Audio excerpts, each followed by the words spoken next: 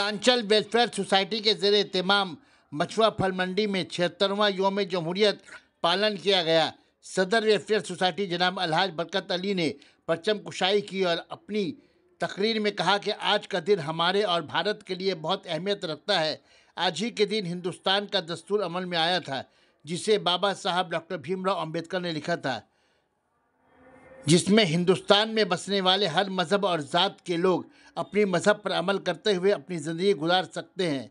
पर आज कुछ फ़िरका परस्त ताकत बाबा साहब भीमराव के दस्तूर को मिटाना चाहती है, दस्तूर को चकनाचूर करना चाहती है।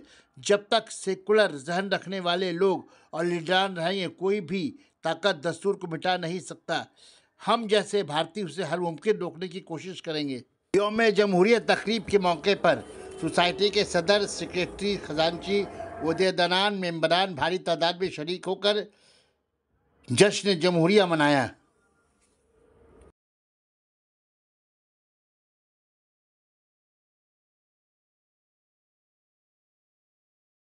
हिंदुस्तान जिंदाबाद, हिंदुस्तान जिंदाबाद।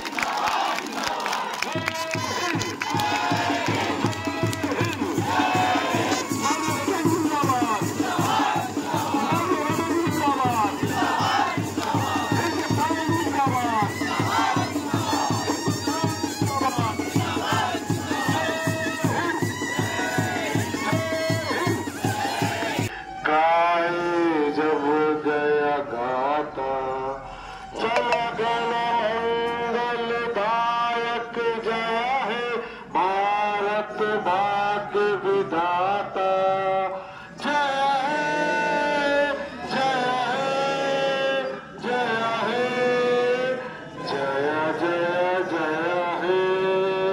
हिंदुस्तान जिंदाबाद, जिंदाबाद, जिंदाबाद, हिंदुस्तान जिंदाबाद, जिंदाबाद, जिंदाबाद, हिंदुस्तान का सेकुलर अवाम जिंदाबाद, जिंदाबाद, जिंदाबाद।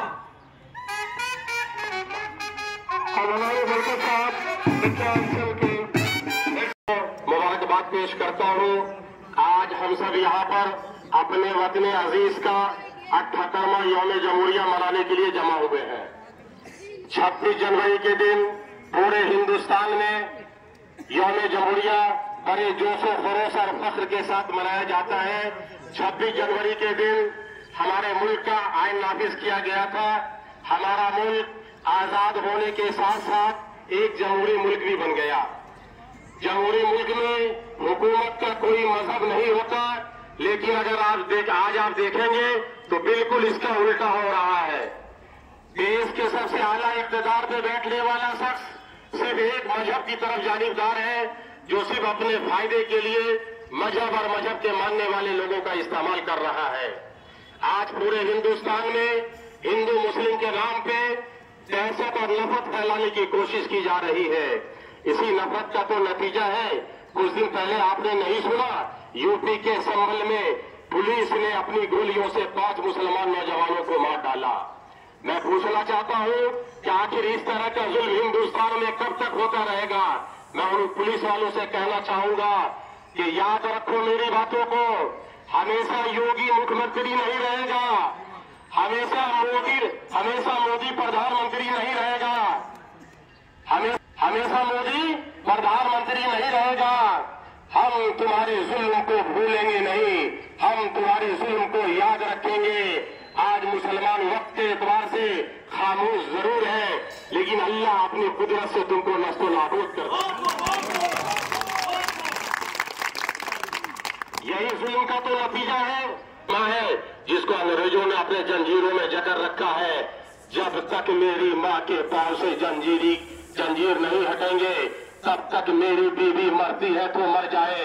मैं अपनी माँ के लिए बीवी का बलिदान तो दे सकता हूँ, लेकिन अपनी बीवी के लिए अपनी माँ का बलिदान नहीं दे सकता। ये है हिंदुस्तान और ये है इस मुल्क की आजादी। बचाइए इसको, बचाइए मत पैदा होने दिए हिंदू मुस्लिम के बीच में नफरत की दीवार। किसी शायर ने बहुत खूब कहा है कि नफरत बुरी है न पालो इसे, नफरत बुरी है न पालो इसे, दिल में नफरत है निकालो इसे, न इसका न उसका न तेरा न मेरा, वतन सबका है संभालो इसे। सुल्तान अयूबी जब फलस्तीन को फतेह करने निकला तो दुनिया की सारी ईसाई ताकतें उनके सामने आकर खड़े हो गई। तो उनके मुशीरों ने मशवरा दिया कि अभी हमला न किया जाए, शिकस्त का खतरा है। तो सलाउद्दीन अयूबी ने कहा यही तो वक्त है एक एक को चुन चुन कर निपटाने का, वरना अकेले मैं कहां कहां किसको तलाश करता फिरूंगा।